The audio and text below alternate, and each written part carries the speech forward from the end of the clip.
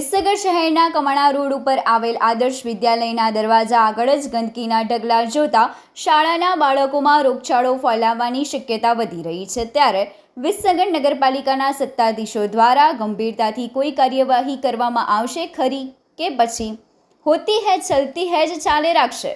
અને હાલમાં ચાલી રહેલા વરસાદી વાતાવરણમાં કોઈ પાણીજન્ય રોગચાળો ફાટી નીકળ્યો તો જવાબદાર કોણ?